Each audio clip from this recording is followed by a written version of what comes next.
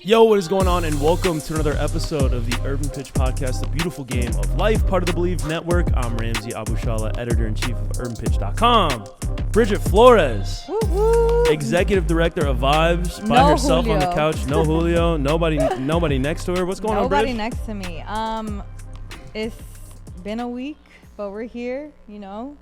The World Cup is around the corner. Yep. The vibes are vibing. The city is getting lit. Citying.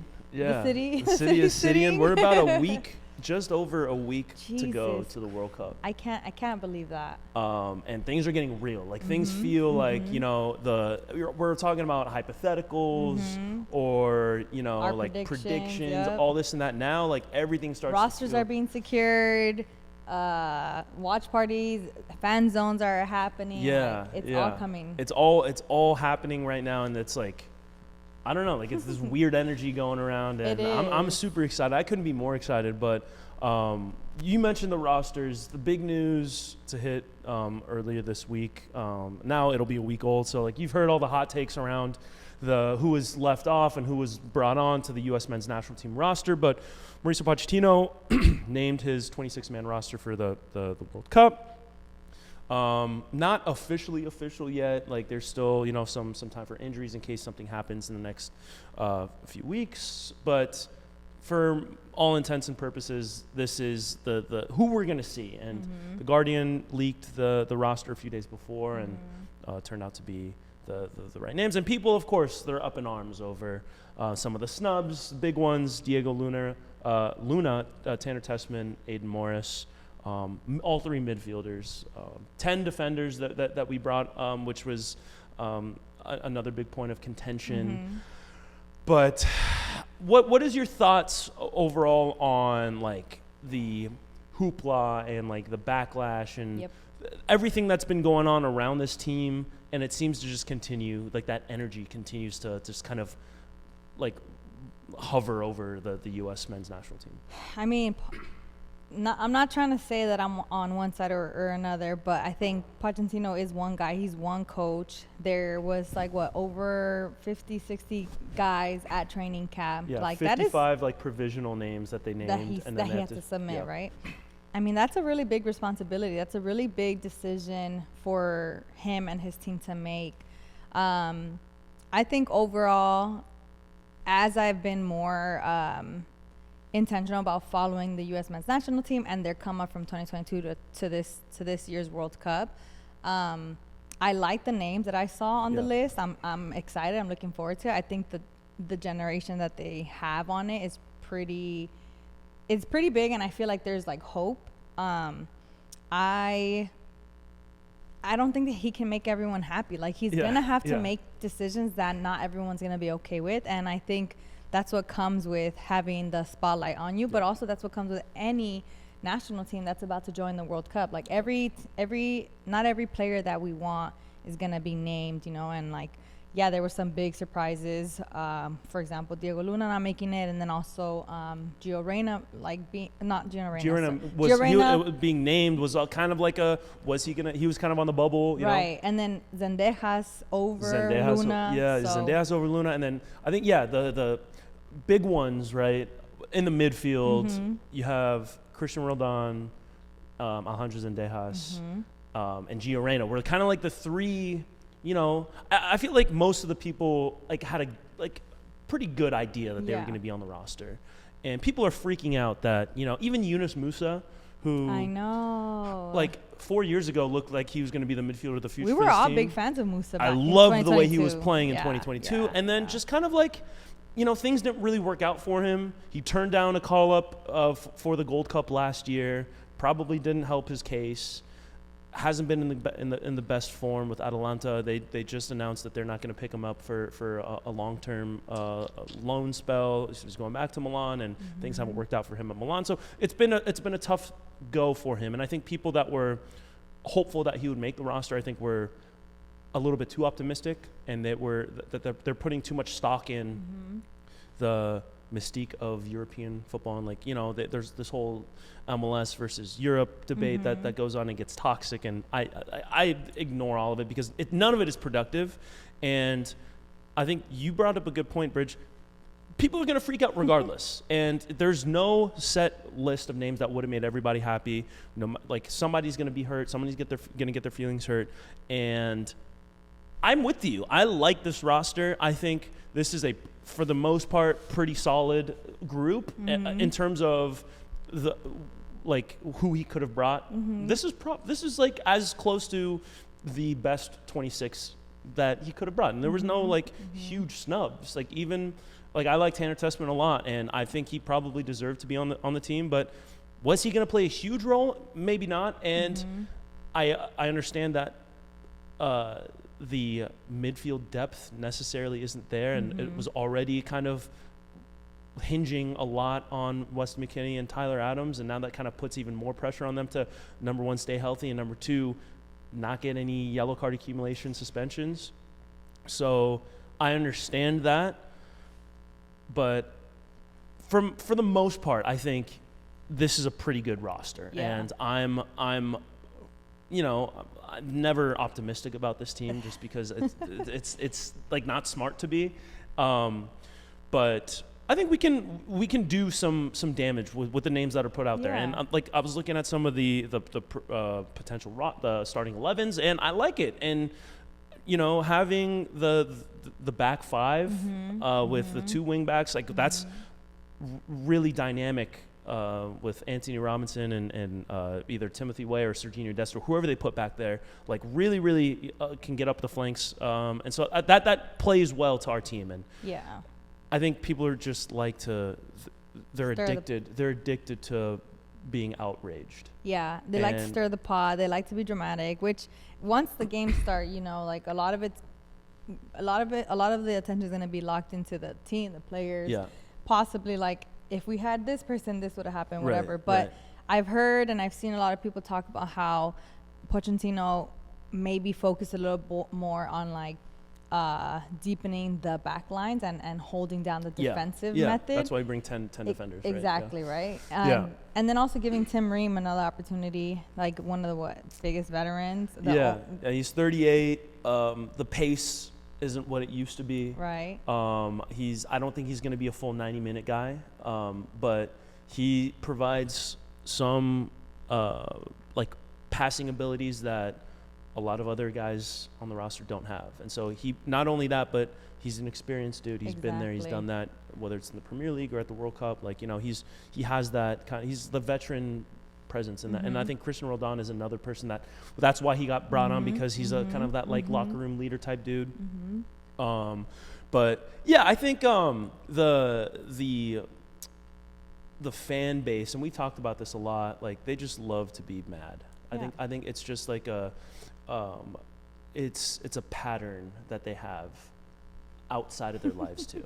I'm willing to assume the dudes that are on Twitter calling people idiots for liking MLS players versus the European players, just out of pocket. They're not happy people in their outside lives as well. You're not a well-adjusted human if you're on Twitter talking about Aiden Morris and Tanner Tessman and Christian Roldan and Sebastian Berhalter and Max Arston and all these guys. You're not you have other priorities that I think you need to look at than doing all of that. Yeah, you know what I mean? Fair. Take a step back, put the phone down, take a few deep breaths, go touch some grass, unclench your jaw, it's going to be okay, We're going to be fine. It's going to be okay. We're not going to the quarterfinals. You don't think so? At minimum? You don't think? Honestly, that wow, the possibility is your there. Your expectations are low. I think, we get out of the group, we get to the round of 32. Okay. And then anything after the round of 32 is gravy. If we can get out of the round of 32 and play a round of 16 game, I'm totally happy. I think we can go home. We don't ruin soccer. There's going to be people that experience this and be like, hey, they did okay. It's not going to be a 2002 where, people fell in love with the team. But maybe there's room for magic. I'm just saying my bar is set. Let's get to the round of 16. Yeah. And that's pretty much where it was 4 years ago. Hey man, if I can identify and I know the majority of the guys on the roster, the 26 roster, hey, that's saying something. Yeah, right. That means right, you right. got motion. You're up there. You know, things are happening.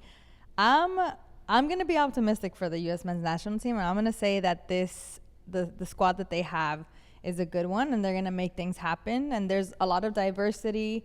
There's a lot of range with the age, experience, and the dynamic of each player on a skilled level. Yeah. So I can see them going far. I think there's an opportunity for them to reach the quarterfinals, and also we're at home, like we're at home base, homeland, that has to give them a leg up. That helps, and then I think the expanded field of teams also helps. Like, you're going to see some third place group stage teams going into the knockout rounds. That always adds like a little bit of chaos. That's true. Like even if, like, let's say we win the group and the permutations of like who we play in the next round like gets all messed up because a big team faltered in the group stage and they're the 2 seed now, and now the 1 seed is a smaller team, or we get an easy draw, or whatever it is. You know, there's a lot more room for chaos in the knockout rounds, and I think, you know, there's when you expand a tournament, there's always the talk about, oh, you know, the competition's diluted, the group stage games aren't going to be as, you know, there's not going to be like the group of death anymore. But what that opens up is a lot more potential for like big time marquee matchups, whether it's like a Spain versus Belgium or whatever, in that round of 32 knockout stage. So there's always, it's a World Cup, nothing goes chalk. Like, it's going to be big, it's going to be emotional, you know. Things are going to happen whether we like it or not. I'm just saying, for my mental health, you know what I mean? Like, because I don't want to be the angry guy, you know, like pressing his keyboards like super emphatically, going back and forth with people that I'd never seen or known or talked to otherwise.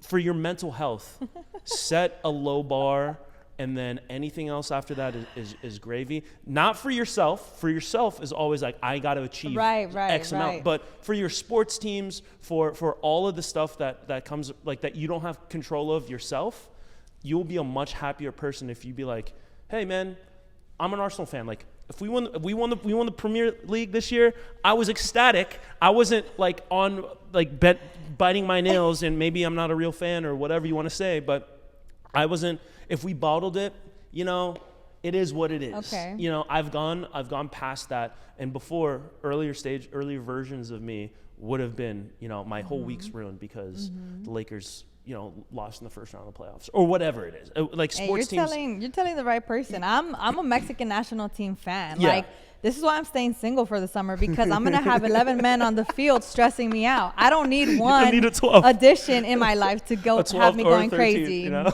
Yeah, no, we don't need that. I'm gonna have 11 of them already making me go crazy. Yeah. Their roster comes out next week, so I think by the time this comes out, the official roster will be out. So then we can, and that'll be an interesting one too. Yeah, maybe we can talk about that in the future episodes. But we should all start dropping our rosters. Ooh. Bridge, who's your roster for this summer? Hey, speaking of rosters, how funny. Are you gonna call them or email? Sorry, hey, bud. You didn't make my roster this summer. Hate to break it to you. Keep working hard. Maybe next year you can catch me outside. Maybe get one more referral or two, and we'll consider it. You're on the wait list. Get a couple of promotions here and there. Hey, look, I like Pochettino's way. I like his method. I'm gonna call you or I'm gonna email you. You're gonna get one or the other. Right. So of course we're talking about the report that Mauricio Pochettino, upon talking to the guys that didn't make the roster, he didn't give them a phone call. He just sent out an email. Wanted to keep it businesslike. They're in the press conference. I forget exactly what he said, but he said basically something around the lines of like, what am I going to do? Call all 30 of these guys and give them the reason that when I can just do this on an email? Come on, man. Like, he's being pragmatic. A lot of people thought it was impersonal. A lot of people thought it was, running away from a tough conversation or a tough challenge. In 2022, Ricardo Pepi had the phone call from Greg Berhalter telling him that he didn't make it. I think Zach Steffen also had a phone call. Jesse Marsh, the Canada men's national team head coach, said he gave his players phone calls. Look, the way I see it, Yes, I think a phone call is warranted for a guy like, Diego Luna, who probably in his head, he had every right to believe that he was going to go to the World Cup with the amount of call-ups that he had leading up to it, the way he played for him. I think, he especially early on, he played very well, and the form tapered off a little bit.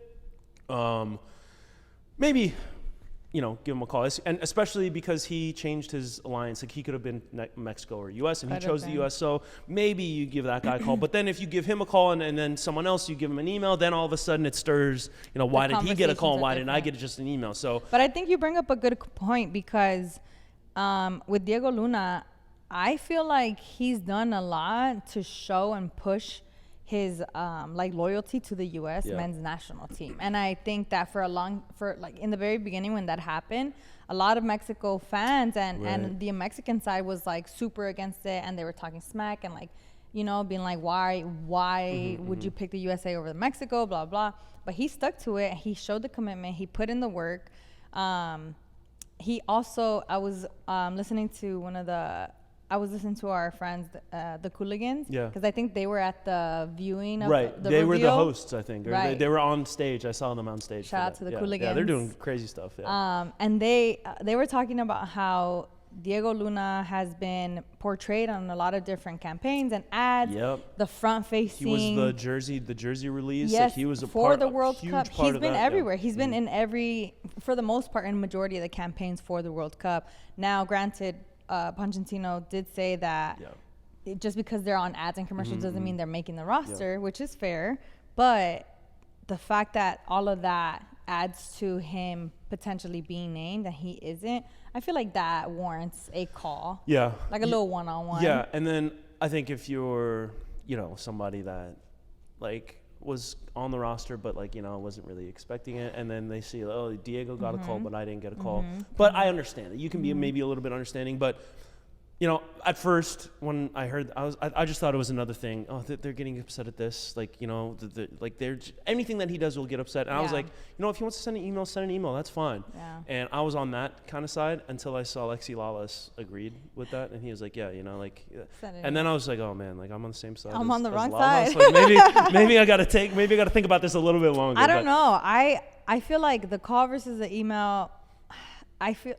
First of all, the ones that did get accepted, supposedly it was like a group video call, right? Or group video message. Yeah, that's an easy thing.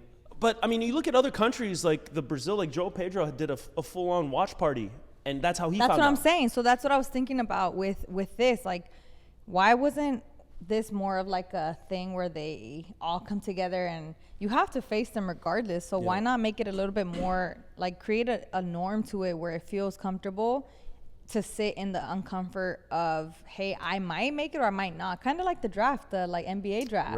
Right. You go undrafted. You get drafted or you don't get drafted. But you're all there together. You train together. You build this team together. And some of you are going and some of you aren't, but you're still a part of this. I feel like that would give it more. Yeah, it's also hard when it gets leaked too. It takes away, to me, when I saw I like the anticipation of things. And, they talk about the death of, even all the transfers, they get leaked early, and that's true. Fabrizio is breaking news before the team can make the announcement. And there used to be an element of surprise, I think it was when Ozil signed to Arsenal. That was a huge deal, but there's, I don't know. I think it's definitely harder and more time consuming and more, it takes more of an effort. But you don't think that they deserve that? To do the call. And I think the players do have a right to maybe have a conversation with them.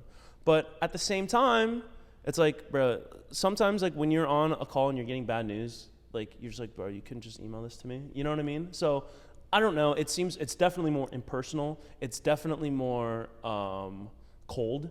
And someone like a manager that has to deal with a bunch of egos, and if he stays, he might even have to deal with some of these players in the future, which might make things a little bit more awkward if you don't have that kind of face-to-face conversation. But it also doesn't seem like he's going to be staying for much longer. This is something that he was probably I'll just let them deal with the next guy. The next guy. I think it was always pretty clear that he wasn't going to stick around for much longer past the World Cup. But of course, people, and I don't blame him. Honestly, I don't blame Pochettino for wanting to get out of here, because the U.S. men's national team job, and we were talking about this during the coaching search. It's not that attractive of a job, because you have these expectations that necessarily don't match up with the actual talent on the roster.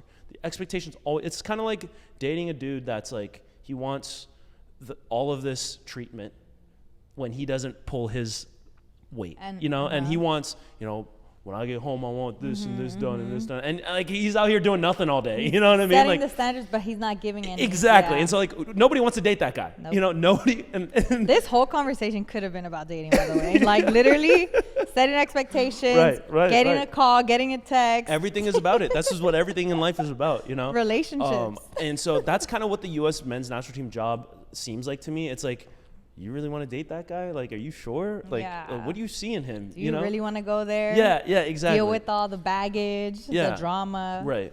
And, from a male's perspective, it's like dating, or from the other gender perspective, right?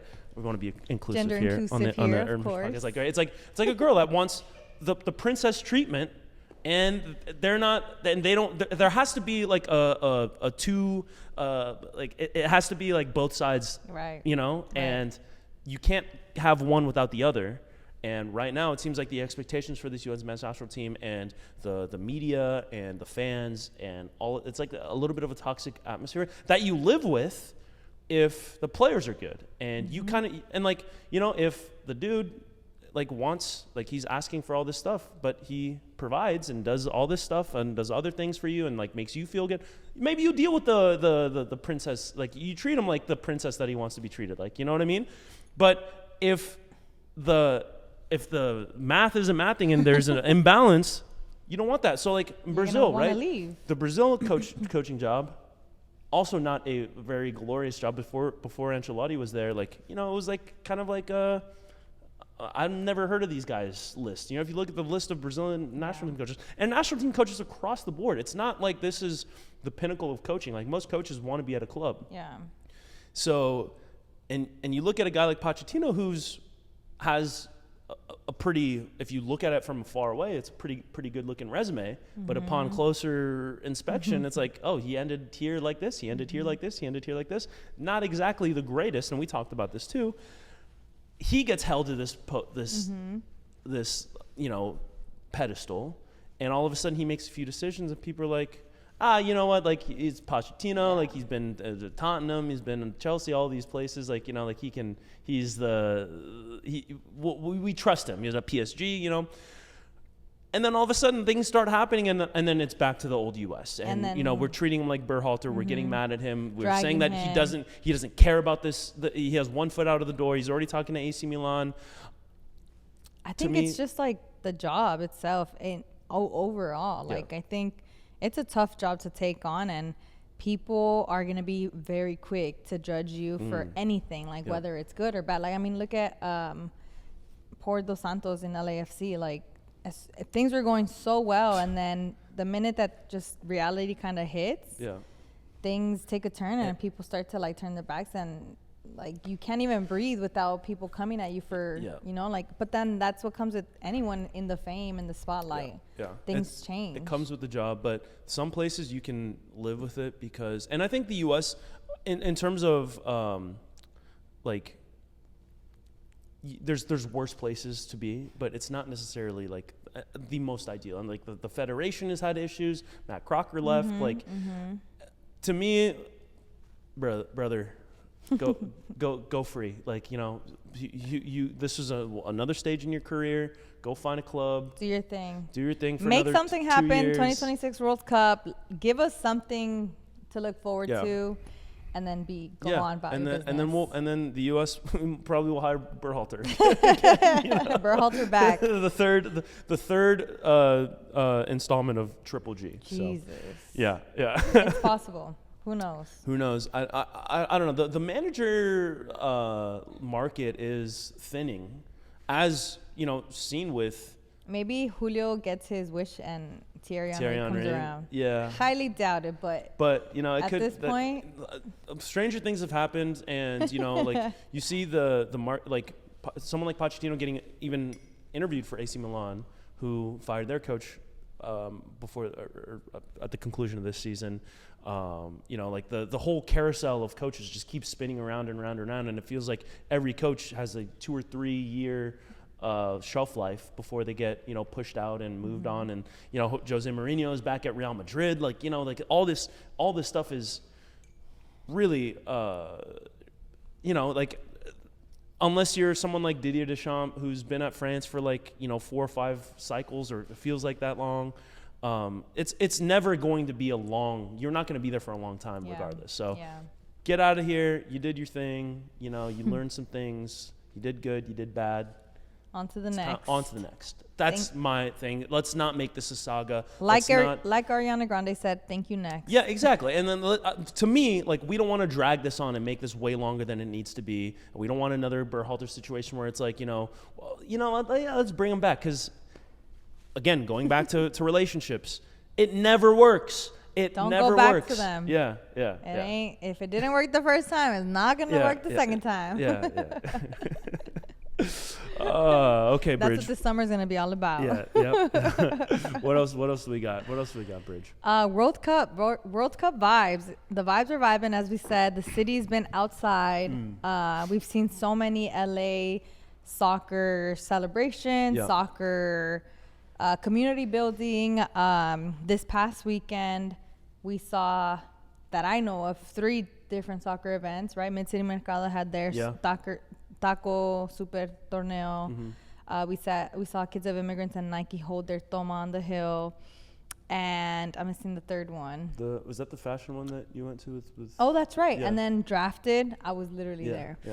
Drafted, season 11, their football fashion experience, which was predominantly women, led by women, catered for women, empowered by women, but open to everybody. And the allyship was incredible. There was different brands who were supporting, just celebrating the culture of soccer, the fact that we have the World Cup coming to the city, but also the fact that the fandom in the soccer world is also very much within like the women and then non-gender conforming community. So it was really dope. It was literally a Saturday full of footy, and I loved it. Yeah, and we're seeing stuff coming up in the future too, like with the World Cup actually starting. We're like you mentioned, the Venabimo, the Peso Pluma concert at Bimo. That's free. Like that's crazy. A lot of fan zones and watch parties across LA. We're gonna be hosting a viewing experience at Detroit Taqueria downtown. Food's incredible. Vibes are incredible there. The space is incredible. Pull up, hang out. We're gonna bring the vibes. You know us. Like, the DJ's gonna be amazing, and the MCs are gonna be amazing. So you're in for a treat. And the food is gonna be good too. And Manojo Mezcal. So Mezcal's gonna be delicious. Yeah, it's gonna be a vibe. It's gonna be great, and we can't wait for that. We're doing one on the opener, Mexico versus South Africa, on the 11th, and then again on the 18th, Mexico versus South Korea. That's gonna be a banger of a game. That's like the LA, like, I don't want to call it Super Bowl, but it's like, that's big. Like an LA World Cup. It's big, yeah. So that's going to be a huge one, and I can't wait for that. Listen, this summer, I cannot make plans with anybody to hang out. If you're trying to see me, if you're trying to hang out with me, you're going to have to come to where I'm at. Yeah. Because the way my schedule looks right now in June is completely insane. Like, as soon as June 1st hits, I don't know how I'm going to survive. Right now, every weekend's packed. Every weekend's booked. We got games in LA. Thankful for it all. Yeah. Thankful, grateful. Love that we're having a summer of soccer. Yeah, we might have to take all of August off. 100%. We're going to be back to back. Yeah. The trips are happening. Yeah. Jesus. Yeah. It's exciting. And then the World Cup songs are coming out. So far, they've been good. Low-key, so the first couple, like, we were very critical of. We were very critical. The first one. And then, was it the next one was the Los Angeles Azules? Was that the next one? That one was okay. Azules. Yeah, that wasn't that bad. That one wasn't bad. But I don't know what exactly was after that, But my favorite for sure was Santa Fe Clan and Dioro. Yes, that one was good. Shakira Dai came Dai. up. Who else was on that with her? Was it Burna Boy? It was Burna Boy. Yeah. That one. Fire. That one was good. And then by the time this episode comes out, the Future song with Tyla will come out, and we've only heard like a very short snippet, but I was like, yo, what is this? Like, this actually sounds kind of good. And Future's slated to perform in LA before the first game against the USA Paraguay game. So he's performing. I don't know if it's going to be before the game or at halftime. Probably before the game, I would assume. And Tyla is going to be in Mexico City for the opening ceremony too. So dang. A lot of like I was looking at the names. There was like some crazy. I think it was like Alanis Morissette was going to be playing in Mexico City. I don't know who that is. And then Katy Perry, I think, is playing. I don't know. Let me look this up, Bridge. You vamp while I look this up. Well, I mean, so far so good. We've got good music coming out. We've got good artists collaborating. We love to see Shakira continuing to do her thing. Just continuing that legacy of being the She's World already Cup what? artist. Yeah, literally. You know? Legacy as a World Cup artist. Dated a World Cup champion, broke up. She's with still in the World Cup, like, and he's not. Exactly. Talk about the come up, like. That's crazy. Yeah, that is insane. He's a soccer player, mind you, but she's just a vibe. He's a streamer now. No, what's he doing? Poor guy. Clearly, the breakup hurt him more than her. He's doing all right. All right, but he's not at the World Cup. Right. So Anita, Future, Katy Perry, Lisa from Blackpink, Rema, and Tyla. Ooh. Rema also has some bangers. Yeah. That's a good throwback right there. I mean, it's like 2 years ago. When was Come Down? 3 years ago? 4 years ago? The song with Selena Gomez? Kind of. But that's a really good lineup. And I think FIFA heard our feedback and was like, you know what? Let's give them. Yeah. Let's give the people what they're asking for. You know, you have to give it to them, unfortunately, because it's FIFA. Because like you don't want to give FIFA anything that they for the product that they put out. It's been good. It's pretty good. Yeah, pretty good. And then so Mexico opening ceremony will be Alejandro Fernandez, Fire, Danny Ocean, J Balvin, Lila Downs, Los Angeles Azules, Mana, and Tyla. So, I mean, I don't know who Lila Downs is. Everyone else, hard. Yeah. That is a sick one. Yeah. I don't know where I saw Alanis Morissette. But maybe Canada? Maybe it was It's giving Canada vibes. Yeah. It is. Yeah, there it is. Alanis Morissette playing in Canada. I was right. With Alessia Cara, Eliana, Jesse Reyes. I love Michael Jesse Bublé. Reyes. Michael Bublé. What? Nora Fatehi, Sanjoy, Vegedream, and William Prince. Jesse Reyes is so fire. Yeah.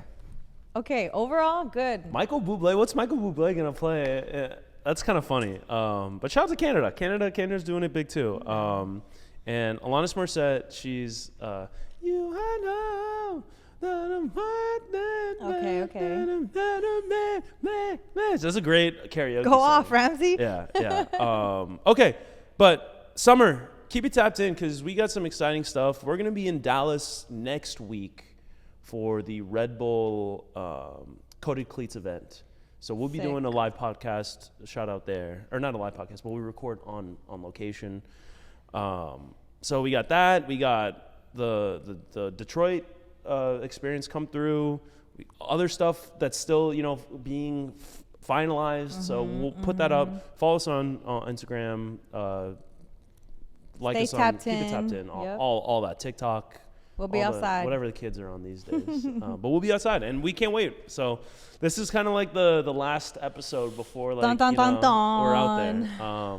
So this is a crazy feeling. Yeah, I know. It's not going to hit until like Monday when June 1st hits. Right. Yeah, first of the month, you got to pay rent, and then all of a sudden it's don't remind me.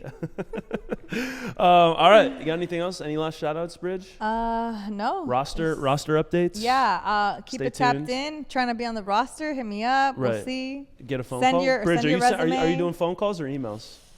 Oh man, I might have to do both. Group chat? A group video message. Declining them all. Hey fellas. Hey, also Love Island new season is coming out. So it's gonna be a crazy summer. We're gonna have the World Cup chaos. Right. I love Island chaos. Like, we're going to have World Cup Just watch typical parties. summer Love chaos Island. too, Yes, you know, watch like, parties. yeah. Oh, my God. I'm so ready. Right. Or am I? I don't know. We'll see. This is Check why in. maybe the roster might be on hold. Right. Yeah. Might, new potentials. Ooh, there we go. Development. Yeah, The you see? under 23 I got to squad. go out and recruit.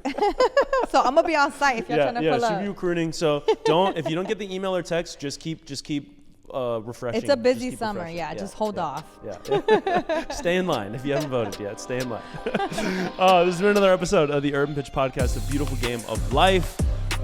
World Cup summer is just starting. We're so excited. Keep it tapped in. We got a lot of opportunities. We got a lot of events. So follow us, like, subscribe, do all that. But for I almost said Julio Matrosa for Bridget How Flores. dare you? I'm Ramsey. We'll see you next week.